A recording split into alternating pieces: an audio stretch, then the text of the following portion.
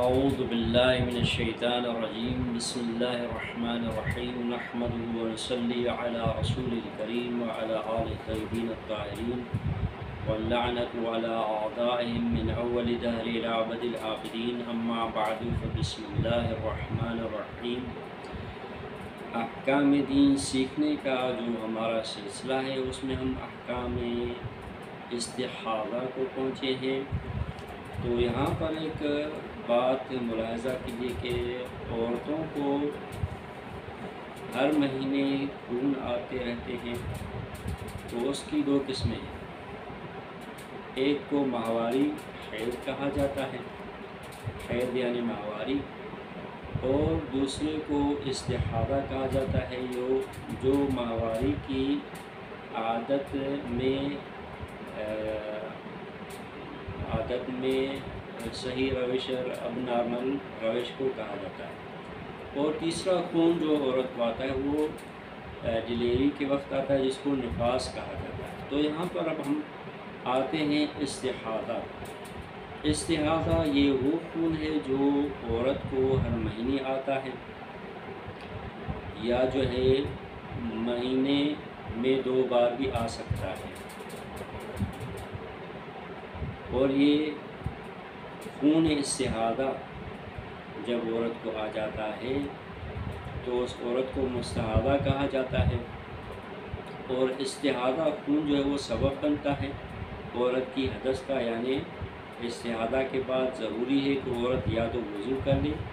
یا وضو اور غسل دونوں کر لے، یا جو ہے ان دونوں کے بدلے میں تیمم کر لے اگر پانی کا استعمال صحیح نہیں ہوگا۔ جس طرح کے یہ احکام تفصیل سے بیان کیے جائیں گے۔ تو اب یہاں پر جو خون استحاضہ ہے اس کی اپنی علامتیں ہیں، اور جو خون حیض ہے اس کی اپنی علامتیں ہیں جو اپنے اپنے باب میں ذکر کی جائیں گی۔ یہاں پر ہمارا بحث جو ہے وہ خون استحاضہ کے بارے میں ہے۔ تو خون استحاضہ عام طور پر لال نہیں، سرخ نہیں ہوتا ہے، زرد ہوتا ہے، اور گرم نہیں ہوتا، ٹھنڈا ہوتا ہے، جلن کے ساتھ نہیں ہوتا ہے، اور سستی کے ساتھ نکلتا ہے۔ تو اس طرح کی یہ علامات ہیں۔ البتہ کبھی ان علامات سے زیادہ بھی ہو سکتا ہے، یعنی سرخ بھی ہو سکتا ہے، جلن کے ساتھ بھی آ سکتا ہے، اور تیزی کے ساتھ بھی آ سکتا ہے، لیکن عام طور پر جو علامتیں اوپر بیان ہوئی وہ ہوتی ہیں۔ ان سب کی جو ہے تفصیل آ رہی ہے آگے اس کے احکام کی۔ تو اب یہاں پہ ہم جو استحاضہ رکھنے والی عورت مستحاضہ ہے، تو چونکہ استحاضہ کی 3 قسمیں ہیں، لہذا مستحاضہ عورت، استحاضہ رکھنے والی جو عورت ہے اس کی بھی 3 قسمیں ہو جاتی ہیں۔ تو پہلی قسم ہے قلیلہ، استحاضہ قلیلہ۔ استحاضہ قلیلہ یہ وہ عورت ہے جو اپنی شرمگاہ میں جب روئی رکھتی ہے تو روئی تھوڑی سی آلودہ ہوتی ہے لیکن پوری آلودہ نہیں ہوتی ہے۔ اور دوسری قسم استحاضہ متوسطہ ہے، یعنی درمیانی حالت ہے یہ۔ اب درمیانی حالت کی شناخت یہ ہے کہ جو روئی رکھی جاتی ہے وہ روئی جو ہے وہ پوری ڈر ہو جائے، لیکن روئی کے اوپر جو کپڑا باندھا جاتا ہے وہاں تک نہ پہنچے۔ اور تیسری قسم ہے استحاضہ کثیرہ۔ یہ وہ قسم ہے جہاں پر روئی بھی تر ہو جاتی ہے خون سے، اور خون روئی سے گزر کر اس کے اوپر جو پٹی باندھی جاتی ہے وہاں تک پہنچ جاتا ہے۔ یہ ایک خون استحاضہ قلیلہ یا استحاضہ متوسطہ یا کثیرہ کو پہچاننے کا ایک طریقہ ہے۔ تو روئی تھوڑی سی آلودہ ہو تو قلیلہ، اگر پوری آلودہ ہو اور پٹی تک نہ پہنچے تو متوسطہ، اور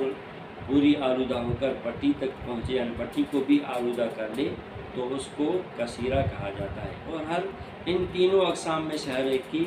احکام ہے۔ تو اب اگر عورت استحاضہ قلیلہ رکھتی ہے تو اس کے لیے ضروری ہے کہ ہر نماز کے لیے وضو کرے گی، اور ضروری ہے اور احتیاط مستحب ہے کہ روئی بھی بدلے، اور روئی کے اوپر جو پٹی باندھی جاتی ہے اس کو بھی بدل لے۔ لیکن اگر خون باہر نکلا ہو اور اس نے باہر کے اطراف کو کناروں کو بھی آلودہ عورت کی شرمگاہ کے کناروں کو آلودہ کر دیا ہو تو اس کو دھونا واجب ہوتا ہے نماز سے پہلے، ہر نماز سے پہلے، اگر یہ صورتحال پیش آ جاتی ہے تو۔ اور دوسری قسم ہے استحاضہ متوسطہ، اس میں ہر نماز کے لیے وضو کرنا ضروری ہے اور روئی کو بدلنا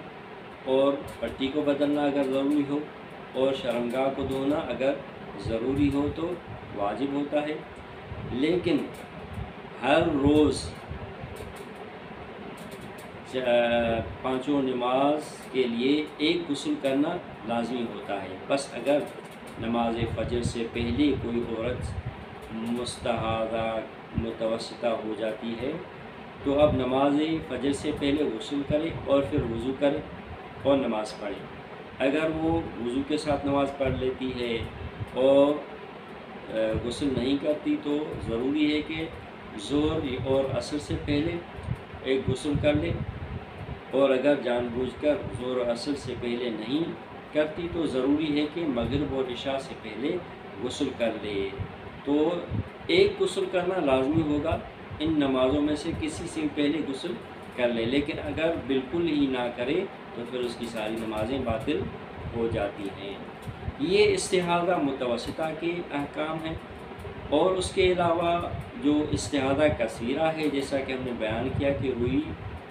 کو تر کر دیتا ہے خون، اور اس کے اوپر جو کپڑا بندھا ہوا ہوتا ہے وہ بھی آلودہ ہو جاتا ہے، تو یہاں پر اس کی دو قسمیں،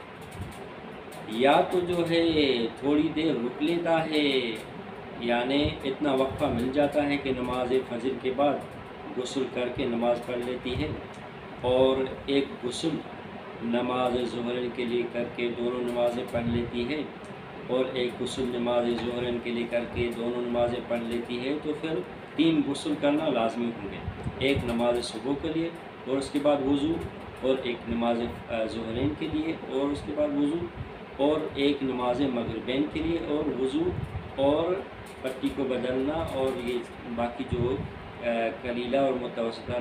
میں ہم نے احکام بیان کیا ان سب کو انجام دے گی۔ یہ اس صورت میں ہے جب بنا فاصلے نماز پڑھے، اور بنا فاصلے نماز پڑھے، نماز پڑھنے میں فاصلہ نہ ڈالے، یعنی نماز فجر پڑھتے ہی فوراً غسل کرتے ہی فوراً نماز فجر پڑھ لیتی ہے، اور غسل کرتے ہی فوراً نماز ظہر اور نماز عصر پڑھ لیتی ہے، اور غسل کرتے ہی نماز مغرب اور عشاء پڑھ لیتی ہے۔ لیکن اگر فاصلہ ڈالے تو پھر ہر ایک نماز کے لیے غسل کرنا ضروری ہے، اور وضو کرنا ضروری ہے، اور روئی بھی بدلنا اور پٹی بدلنا بھی ضروری ہے۔ یہ اس صورت میں ہے جب بہت زیادہ مقدار میں نہ ہو اور مسلسل نہ ہو، تو اس صورت میں فاصلہ ڈالے، اگر فاصلہ ڈالتی ہے تو پھر ہر ایک کے لیے غسل کرنا وضو کرنا ضروری ہے، اور اگر فاصلہ نہیں ڈالتی تو پھر ظہرین کے لیے ایک غسل کافی ہوگا، اور مغربین کے لیے ایک غسل کافی ہوگا، اور ایک غسل نماز صبح سے پہلے، اس طرح 3 غسل ہوں گے، اور اگر فاصلہ ڈالتی ہے تو پھر 5 غسل ہوں گے۔ اس کے علاوہ یہاں پر ایک مسئلہ پیش آ جاتا ہے کہ کوئی عورت مستحاضہ ہو جاتی ہے اور نماز سے پہلے،